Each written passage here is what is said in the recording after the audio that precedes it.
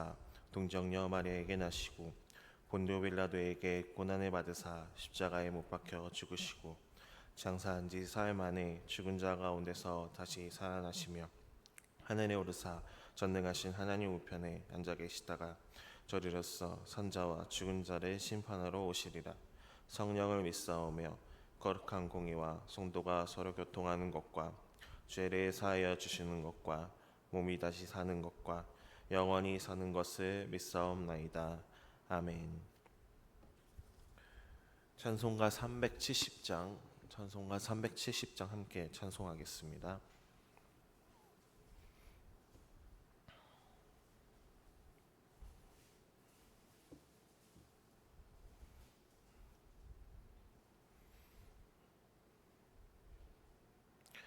주 안에 있는 나에게 딴 근심이 있으랴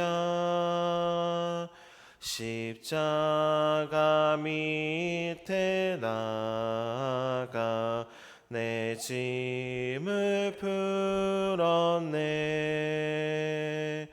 주님을 찬송하면서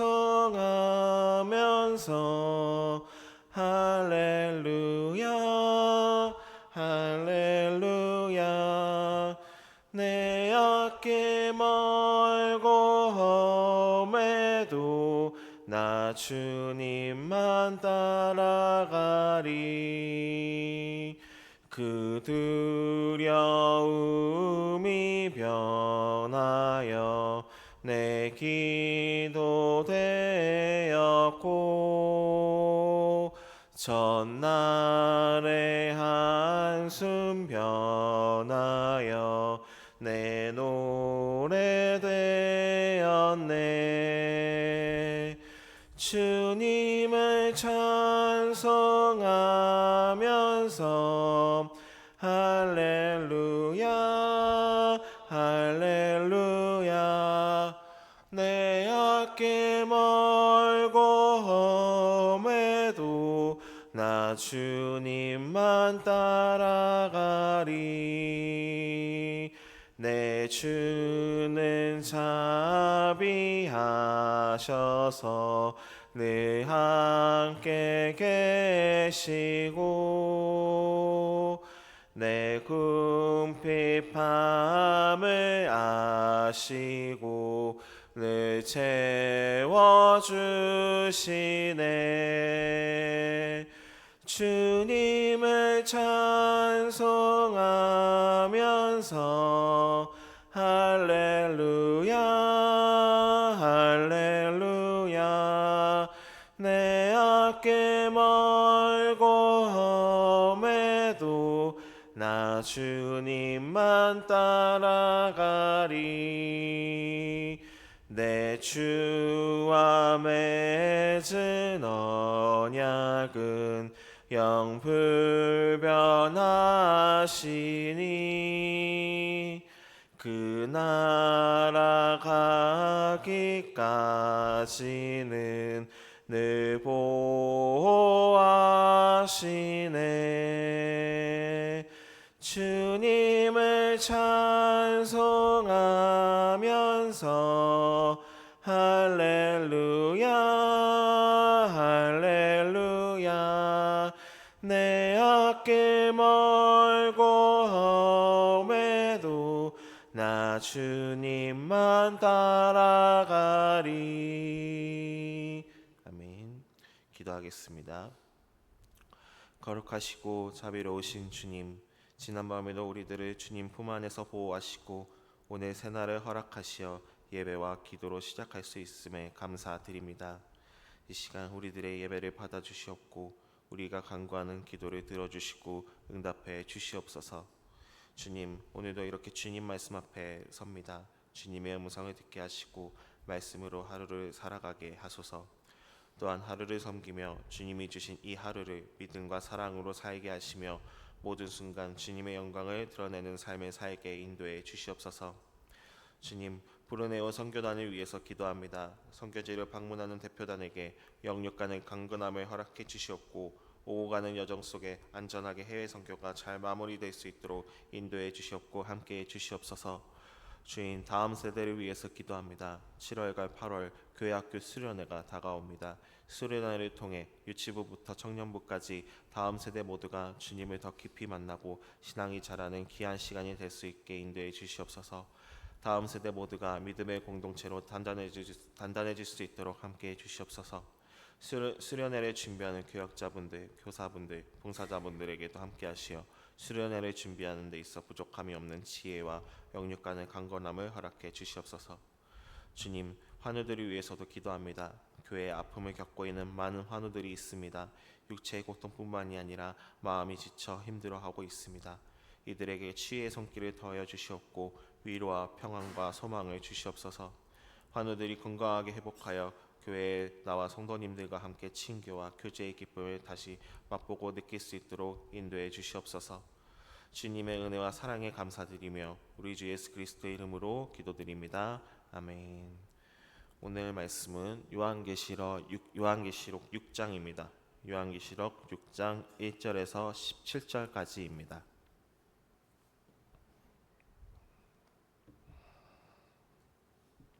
요한계시록 6장 1절부터 17절까지입니다.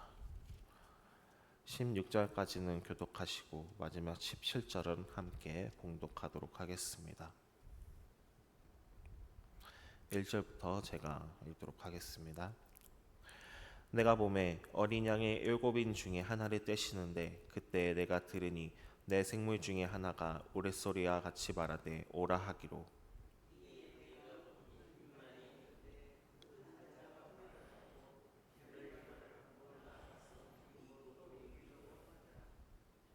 둘째 인을 떼실 때 내가 들으니 둘째 생물이 말하되 오라 하니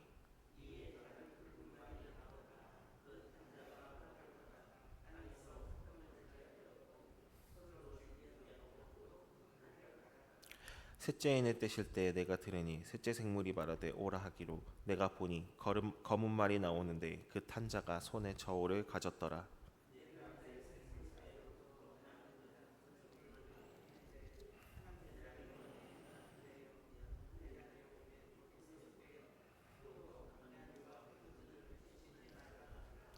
넷째 인을 떼실 때 내가 넷째 생물의 음성을 들으니 말하되 오라 하기로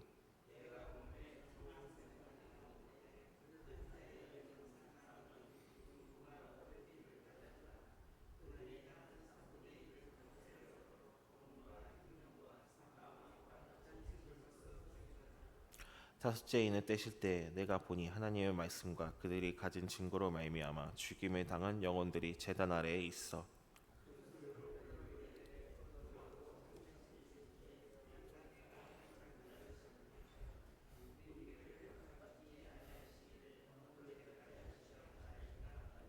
각각 그들에게 흰 두루마기를 주시며 이르시되 아직 잠시 동안 시되 그들의 동무 종들과 형제들도 자기처럼 죽임을 당하여 그 수가 차기까지 하라 하시더라.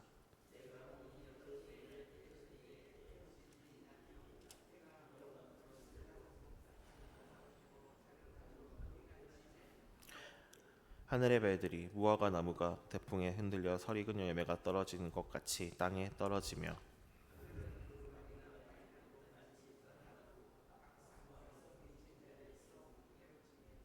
땅의 임금들과 왕족들과 장군들과 부자들과 강한 자들과 모든 종과 자유인이 굴과 산들의 바위 틈에 숨어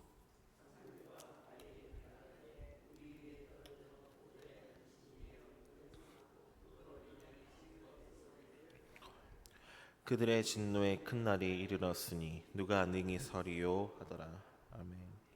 네, 현장과 온라인으로 새벽기도에 참여하시는 우리 성도님들에게 주님의 은혜와 사랑이 가득하길 소망합니다. 우리의 세상을 살펴보면 정말 많은 사건들이 발생합니다. 전쟁도 있고 재앙도 있고 기근도 있고 질병도 있고 정말 다양하죠. 때때로 우리는 이렇게 생각을 합니다. 하나님은 가만히 계시는 건가? 라고 말이죠. 요한계시록 6장에서는 이러한 생각을 다루고 있습니다. 6장은 어린 양이 7인 중 6개를 하나씩 떼는 그 환상을 보여줍니다.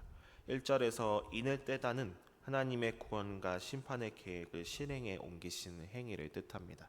그런데 이것은 단순히 미래 예언을 뜻하는 것이 아니라 하나님이 주권을 가지고 이끌어 가신다는 것을 의미합니다. 첫째부터 넷째까지는 각 인이 열릴 때마다 상징적으로 말을 탄 자들이 등장을 합니다. 2절부터 보시면 첫 번째로 흰 말이 등장을 합니다. 이 흰 말의 탄 자가 활을 가졌고 이기고 또 이긴다고 합니다. 흰색은 승리를 상징하는 색이고, 활은 정복과 무력, 그리고 이기는 것은 정복을 멈추지 않고 계속됨을 뜻합니다.